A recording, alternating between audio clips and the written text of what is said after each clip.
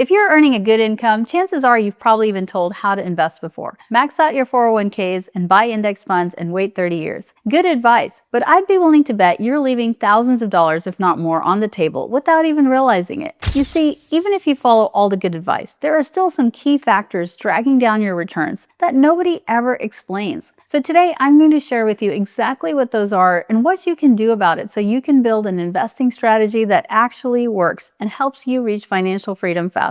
For years, I did everything right. I contributed to my 401k and my IRA.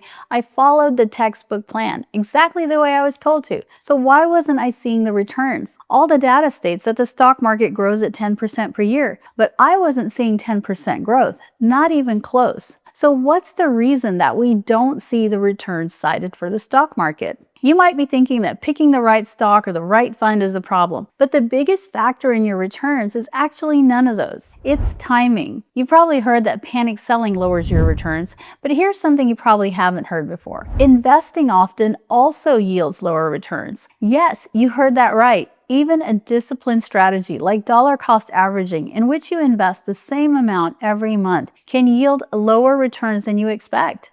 Morningstar, an investment research firm, publishes a study every year examining the gap between the fund's reported returns and the investor's returns. And they found that the average dollar invested earned 7%, which was 1.2% lower than the fund's total return of 8.2%.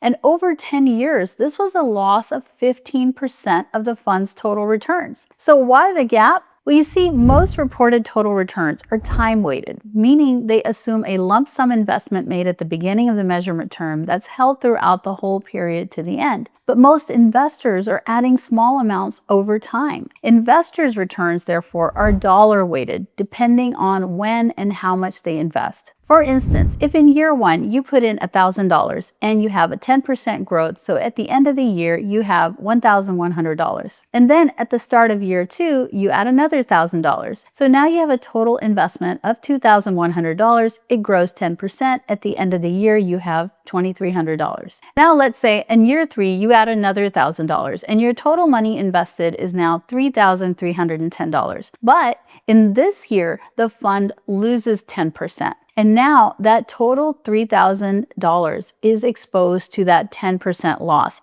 which leaves you with an ending value of $2,979, which is a loss of $21. Your return is lower because of timing. Little money was invested in the good years. 1,000 exposed to that first 10% growth, 2,000 exposed to the second 10% growth, but more of the money, that full $3,310, was exposed to the 10% loss. Now, the fund's return formula doesn't care about when investors added money. It simply looks at its own average. And in this case, it's a positive 2.9% per year. But the investor's dollar-weighted return is a minus 0.4% per year. That leaves a gap of 3.3% per year. The fund did fine. The investor did not. Not because the fund performed poorly, but because the investor added money at the wrong times. This is how volatility and timing can destroy your returns. So what can you do? Well, Jeffrey Chack, the managing director at Morningstar and the report's lead author, states, do as little trading as possible.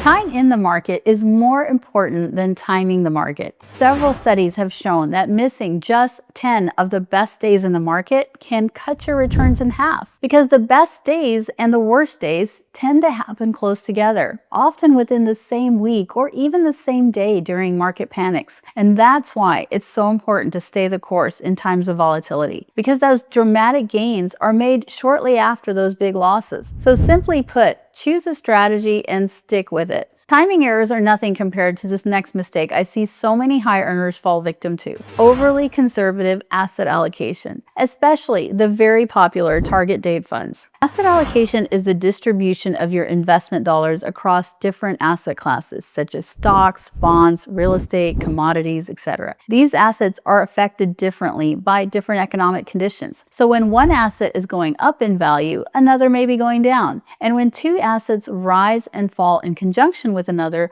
we say they are well correlated. When they go in opposite directions, they are non-correlated. And as an investor, you want to invest across different assets that are non-correlated. correlated so that your investment portfolio is more stable. Stocks and bonds are an example of non-correlated assets. That's why they're used together. Another example of a non-correlated asset is real estate. Many high-income earners diversify into real estate to provide a hedge against the volatility of stocks. And there are many ways to invest in real estate, of course, through REITs or syndications, or even buying real estate on your own. Private investments are often very popular with high net worth individuals, and these can be very lucrative, but you need to do your research. And if you're interested in learning more about private syndications, you can start by downloading my free ebook below. Now here's where asset allocation gets tricky. Asset allocation is used to reduce risk, not to improve returns. Let's look at target date funds as an example. These funds decide the asset allocation based on when you plan to retire. They automatically adjust as you age. That sounds perfect, right? But that's actually hurting your returns. As you get closer to retirement, the fund allocates more dollars to bonds in order to reduce risk. So what's wrong with that?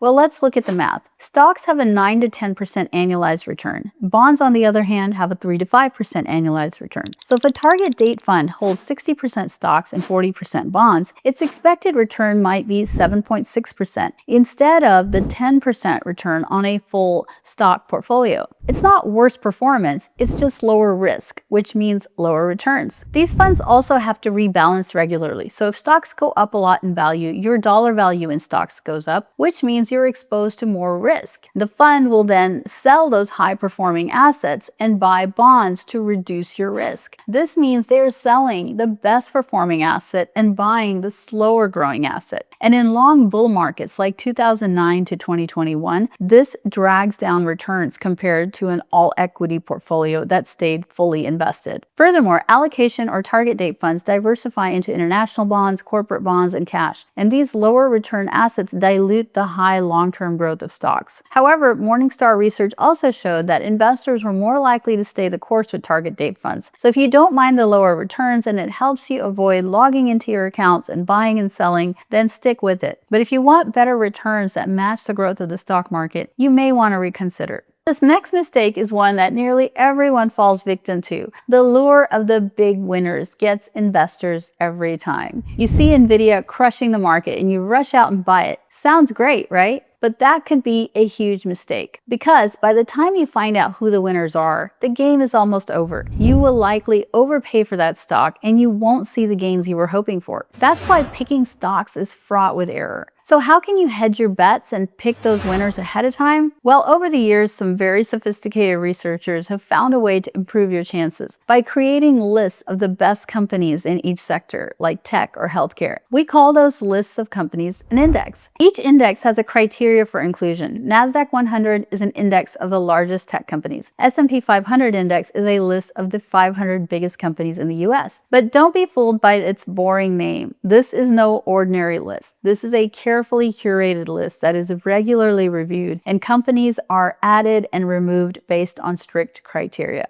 Now, index funds track a market index. They simply buy the stocks of the companies listed in that index in the same proportion. For example, S&P 500 index fund buys all the companies in the S&P 500 index. These funds are passively managed, meaning they automatically adjust whenever the index changes. That means you get instant, low cost, and extremely efficient diversification within a single investment. The reason to love passively managed index funds is not just because they simplify our choice, but they have actually outperformed actively managed funds in almost every sector. There is no reason not to use them as the foundation of your portfolio. Maybe you've avoided timing errors and steered away from stock picking, but you may not have avoided this next trap. This next thing I'm about to share is the gremlin lurking in the corners, eating away massive chunks of your returns. It's something that affects every investor, so you're going to want to take note of this. When investors think about returns, they focus on performance, the market cycle, and strategy. But one of the most consistent predictors of long-term investor success is much simpler and far more boring: fees. They matter enormously, and the impact grows at each layer. So let's break this down. At the fund level, every mutual fund or ETF charges an expense ratio. This covers portfolio management, trading, marketing, and the fund's operating expenses. They sometimes also have front-end load fees charged when you buy and back-end load fees charged when you sell. These can be up to 3 to 5% of your invested amount. Next, you have bid-ask spreads. This is the difference between the highest price a buyer will pay and the lowest price a seller will take. These fees go to professional trading firms whose job is to buy and sell and keep the market moving. Be aware of what fees you're paying because fees directly reduce returns. For example, if a stock fund earns 7% gross but has a 1% fee, your actual return is 6%. That 1% doesn't seem like much, but a 1% fee difference can erase tens or even hundreds of thousands of dollars over your lifetime. Morningstar has studied this for more than 20 years and consistently concludes that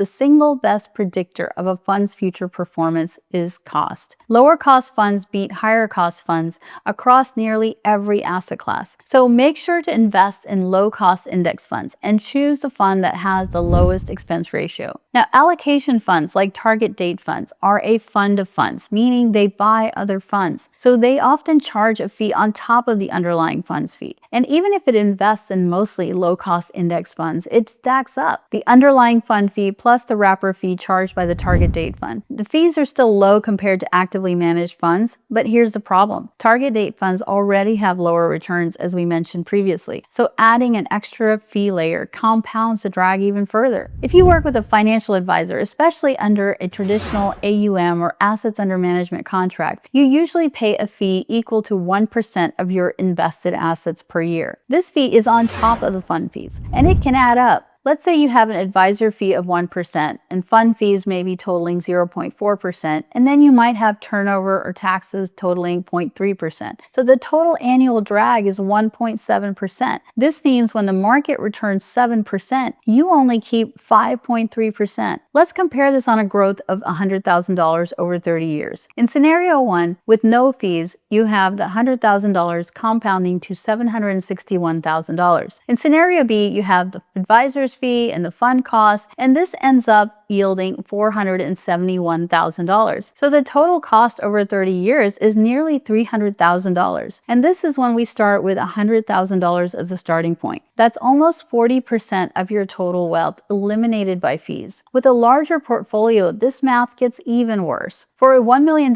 portfolio, a 1% advisor fee can rack up $300,000 to $400,000. And over 30 years, it can be over $500,000. And that's assuming that the market performs on average and your advisor's not making many trades. If they're highly active managers trading frequently, they could make your returns even worse. Because every dollar you pay in fees never compounds. And fees are a fixed cost. You pay them no matter what. And it's one of the few things you can control in investing. So make sure you ask what they are and how to reduce them. Everything has a cost, but there's no reason to overpay. Remember, you're capable of learning and understanding the various factors that impact your investment returns. Don't let anyone tell you otherwise. I hope today's video helped you identify some areas that you can optimize in your strategy. If you like this content, make sure to comment below and share your thoughts. Thanks for watching, and I'll see you next time.